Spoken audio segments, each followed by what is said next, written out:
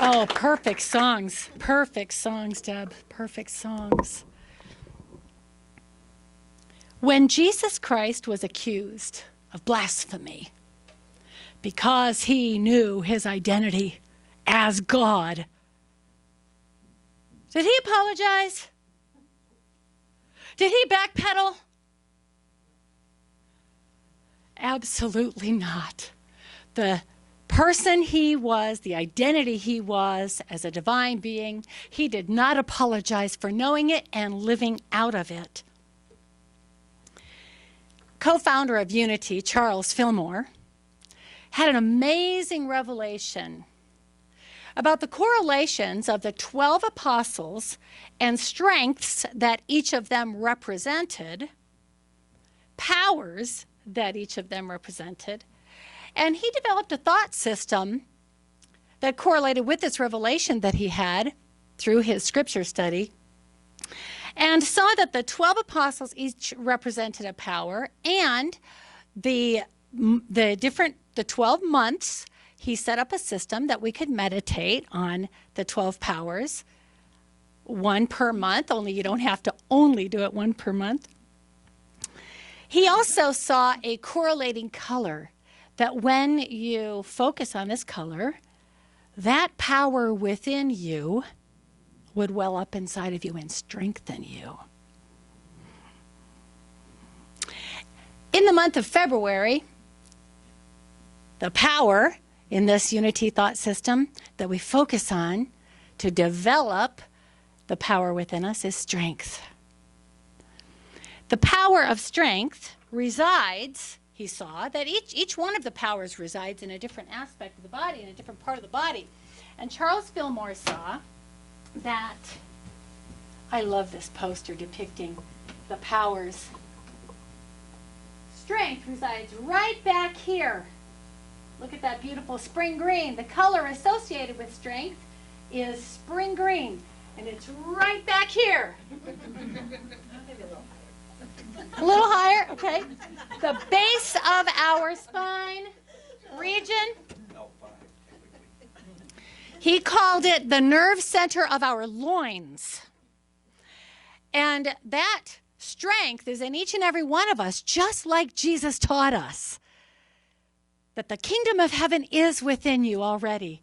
Just like the song we just sang. It's within us already. And we can call it up when we need it. Because, as we know, life throws us curveballs. And sometimes we have to remind ourselves, and we join in a community to remind ourselves who we are and that we can do it. And we encourage one another, and we encourage ourselves. The Eastern School of Thought might call this area a chakra. They might call it the seat of the Kundalini, which travels up your spine. I find it so interesting that Charles Fillmore saw all of the correlations with the colors, and every system of thought has these nerve centers being important in the body for calling up our strength and our healing. The color of spring green is interesting to me as I studied this, because spring green represents newness and the perpetual flow of the cycles of newness in the universe, that bright spring green, like a fountain that always is flowing. This strength can always flow through us. The affirmation that we use to affirm our strength and call it up when we need it is, I have the strength to accomplish all that is mine to do. When we're thinking it's too much for us, what's going on in our lives, we just can't handle it. When we're thinking that way, we weaken ourselves through our thoughts, don't we? But when we realign with the power of strength within us and say to ourselves about ourselves, I have the strength to accomplish all that is mine to do, we reinvigorate the nerve center of our loins. And Charles Fillmore said that nerve center the nerve center of strength, will then invigorate and flow to all of the other power centers and reinvigorate them. So it's a great thing to remember when those negative thoughts bombard us with what we can't do, and this is too much for me, and I don't know how I'm going to get through it, that ego voice says. Now, I just want to point out what I mean by the ego, okay? This is also what Charles and Myrtle Fillmore taught, that it's nothing more and nothing less than stinking thinking. Okay? That's all. When we're choosing stinking thinking. Now, stinking thinking, because we're all incarnated in this world, can well up within us, and we're all drawing from the same stinking thinking thought pool, okay? We just draw out different things at different times. There aren't myriad egos. There's only one. That's that pool of thoughts from which we can draw to beat up on ourselves and tell us what we're not. So Charles and Myrtle taught us that it's important that we notice when we've aligned with that stinking thinking, rather than aligning with the truth of who we really are. I think in pictures sometimes, and I have a tendency to point over here when I'm talking about that ego voice of stinking thinking that tells me what I'm not, and that I might not make it, and it might not work, and all those things. I have a tendency to point over here on my left, and this is who I really am. This alignment with the divine energy that is in me and through me. It's apparent in the life of Jesus Christ that he had disciplined his mind to stay in alignment with who he really was. We see him exemplify this for us in the account in the New Testament we call the 3 temptations. I love A Course in Miracles. And A Course in Miracles, in 3 different places, draws the correlation with the ego being the devil. Because there's not like a real devil. It's that thought system of stinking thinking. So when Jesus Christ was tempted by that thought system, just like we get sometimes, what did he do? He spoke to it. Thou art a rock of offense to me. Get thee behind me, Satan. Power, right? I hope I pulled away from the microphone enough I didn't make you deaf. So, he spoke to it. Charles and Myrtle Fillmore taught the same exact thing, to speak to it. Let's look at a definition of strength. Because, let's have that next. Here we are. This is actually from one of the regular contributors to a section of the unity.org website that I love called Interpret This. Linda Martell Whitsome. I love this definition of the strength that we have within us that we can call up when we've inadvertently misaligned with erroneous thoughts about ourselves. Spiritual strength is our capacity to stand undaunted in the midst of unpredictable circumstances, to act courageously, and to stay the course. This definition made me wonder, what is so great about being strong? What's the big deal about having the power of strength? What are we like when we're not strong? Throw out some ideas. We think we're vulnerable. We think we're weak. We think we're powerless. Victims. What happens to our emotions? Fear. Like, you feel bombarded and you feel like you're drowning. It isn't a fun experience, is it? It isn't fun to be bantering with yourself because you haven't made a firm decision which voice you're going to listen to. That stinking thinking voice of the ego devil, or who we really are and what God says about us, calling up the kingdom within us. So when we think about this power of strength, we get through life undaunted in the midst of unpredictable circumstances. I don't know, are circumstances ever going to be predictable? I'm not sure that ever really happens. So calling up our power of strength becomes very important to being able, in my opinion, this is the best reason to call up our power of strength, so we can enjoy our life. So that we can have that life more abundantly that Jesus Christ talked about. So that we can experience joy in our life. Calling up strength is so that we can experience joy. Is it possible for us to experience our life if we're a drama king and queen? Can we actually enjoy our life if we're in that state of alignment, or shall I say misalignment? I don't see how. I don't think I'd be able to. So when I call up my strength, the power of strength that is within me, my body feels invigorated. I feel like I could, like the psalmist King David said, run through a field and leap over a wall. Energy wells up within me. The spirit of who I am encourages me that I can do it. Because I can do, like the affirmation says, all that is mine to do. And if it isn't mine to do, it won't be in my face. Right? Spirit's carrying us to where we can be the most helpful. So when we apply our love and our powers to what we see in front of us,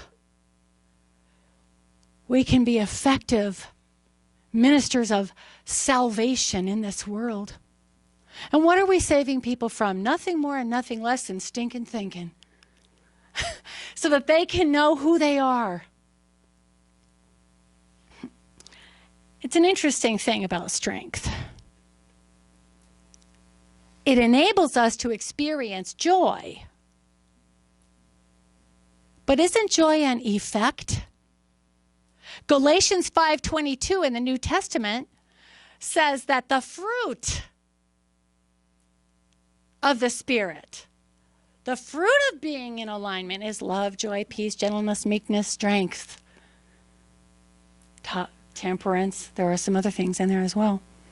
So if joy is it's a fruit. It happens through being in alignment with who we really are, being in alignment with thoughts that God says about us.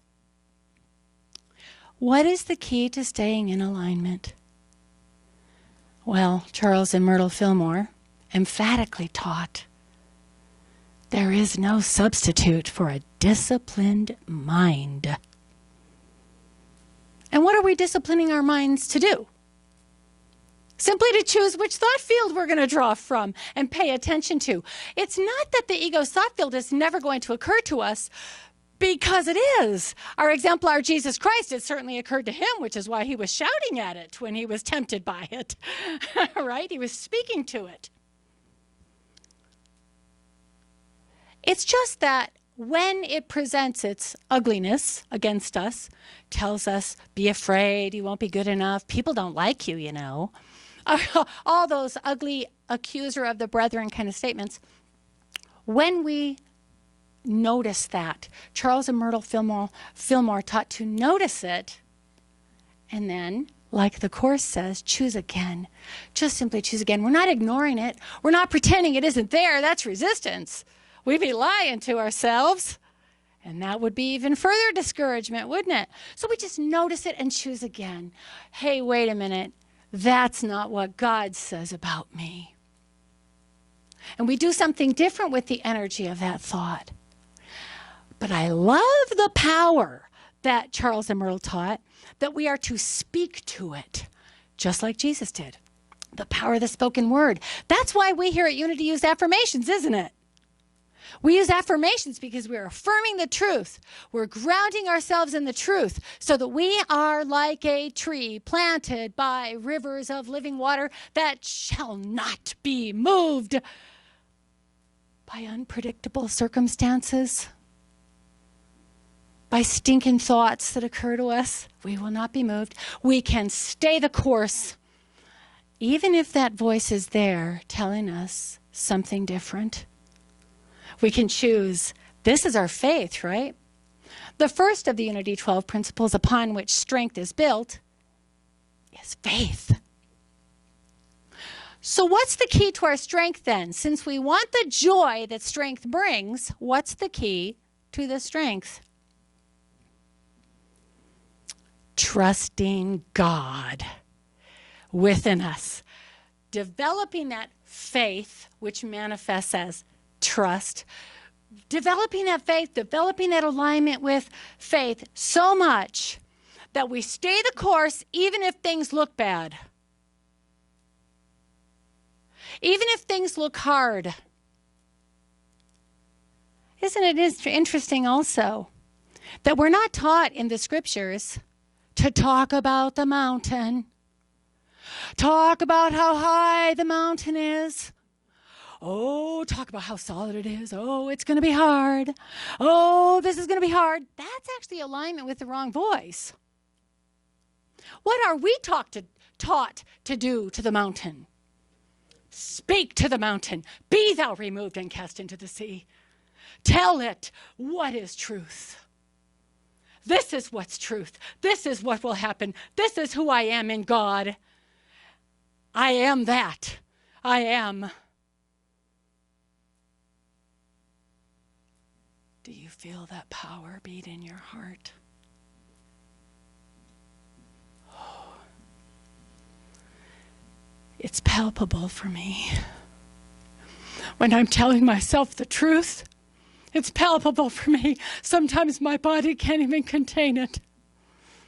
I feel the power surging, invigorating every cell. Feel this with me. This is who we really are.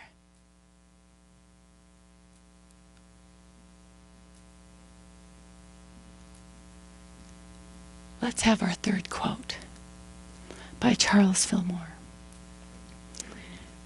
If you are given to pains in your back, has anybody ever had that? Oh. If you are exhausted easily, has that ever happened?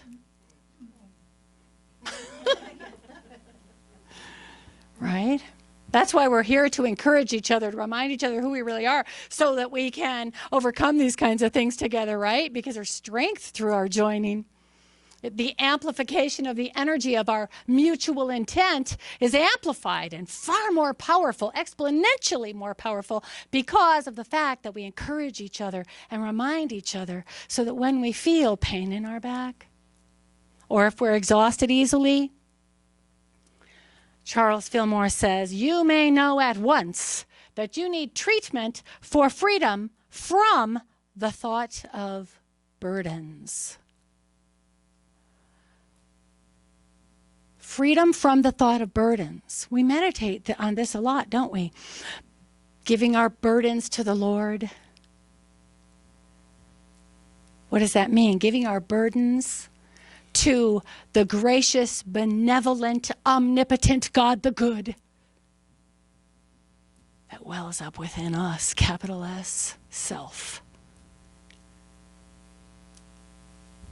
Small s, self, that you and I think we see here on planet Earth as, and you know, as Janeen Detrick, cannot begin to handle what God Almighty pulsating through my veins can handle. When I realign with that thought, I remember strength. So Charles and Myrtle taught us to discipline our mind to trust that God the Good is in you and through you and has got this. whatever is going on in your life.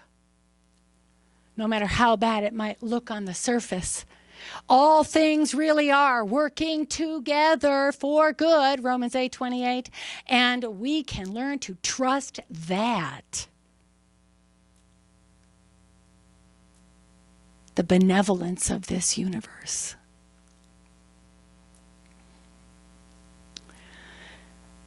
He goes on to say in this really lengthy quote, but I loved it, but it wouldn't fit on 6 screens. Maybe we have another portion on another screen.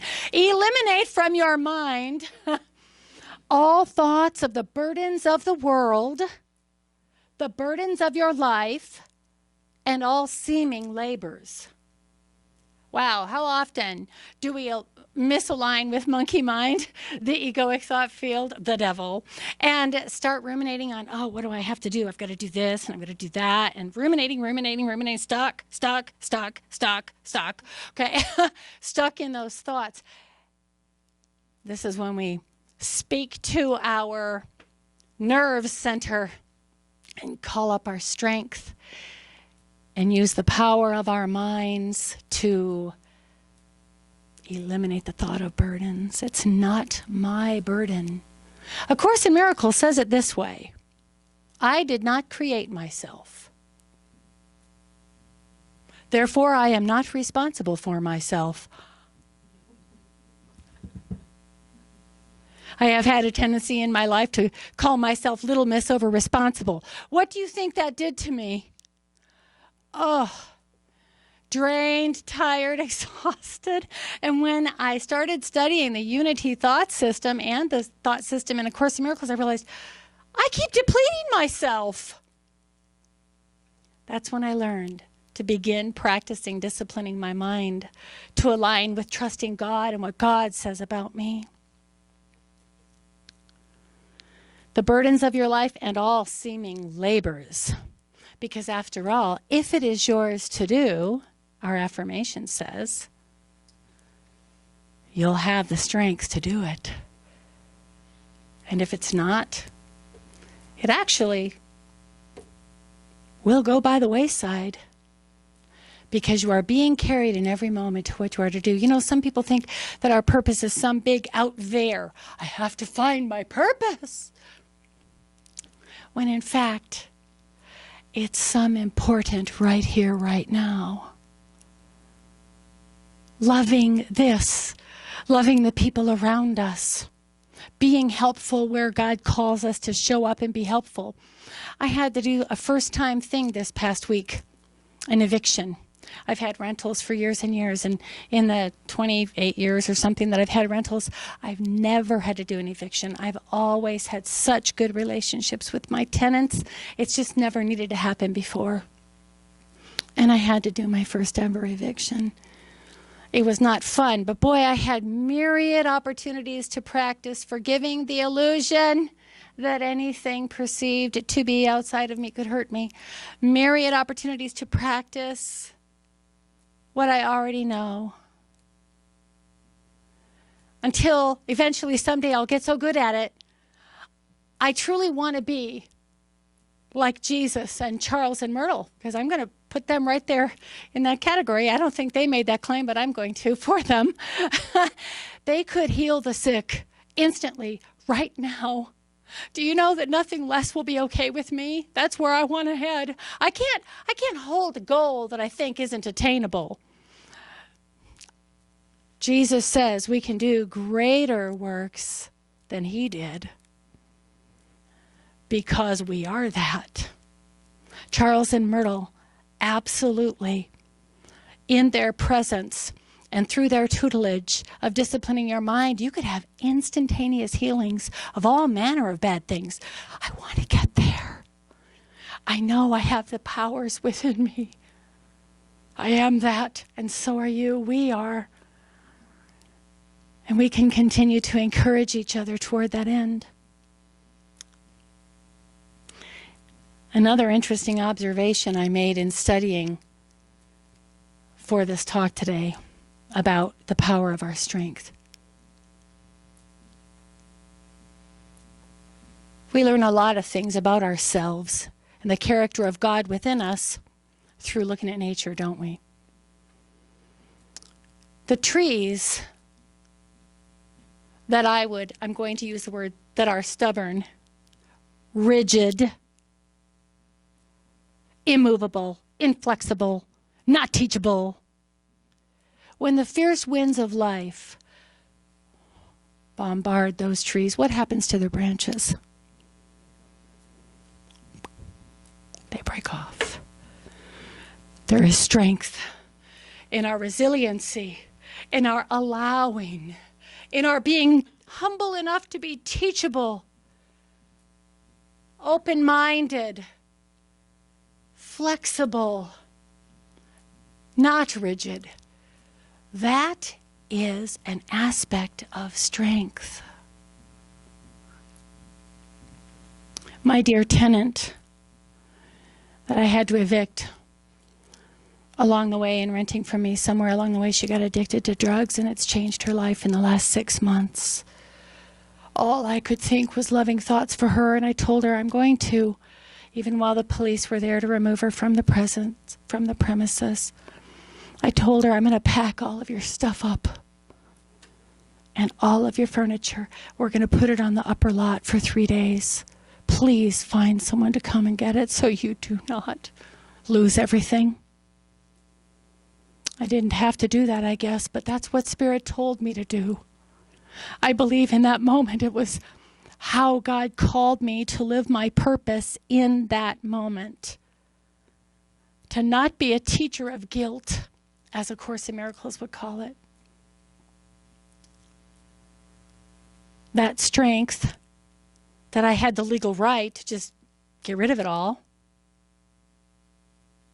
It would have been rigid, wouldn't it? Inflexible. Had I done it that way, but Spirit said to me, Janeen, are you going to practice what you learned? Are you going to apply it to your life right now? Yes, Lord. Speak, Lord, for thy servant heareth. I did not have that thought until I was standing there with the police officer and she was collecting a few items. We have innumerable opportunities within this world to call up our powers. Let's reinvigorate ourselves in the power of strength. To be like Jesus Christ when he was accused of blasphemy. He didn't backpedal. He just stood, loving himself and loving us, and declaring the truth. I am that.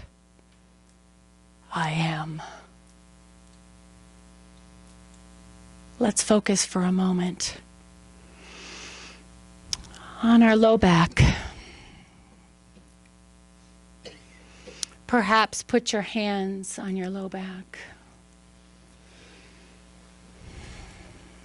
Let's go to that first slide again, if you would please, the affirmation. Thank you so much, Judian.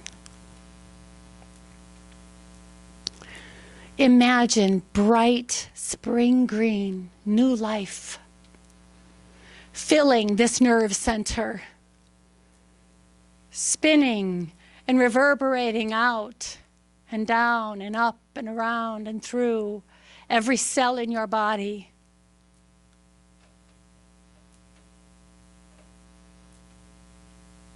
Allow it to reinvigorate every cell in your body, traveling up your spinal column and filling every other nerve center.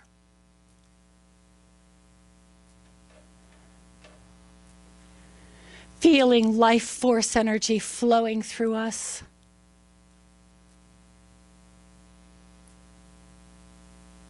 Let's declare the truth which calls up our strength. Let's say the affirmation together 3 times. I have the strength to accomplish all that is mine to do. Take a deep breath. Speak on the exhale. I have the strength to do all that is mine to accomplish. Thank you. I heard someone saying it correctly. Beautiful. Let's say it again. I have the strength to accomplish all that is mine to do. Let's do it together one more time.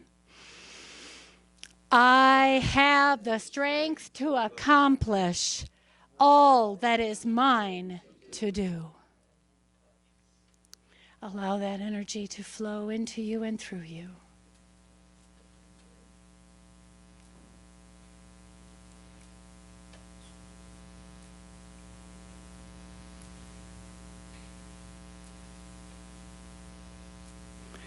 With great love, namaste.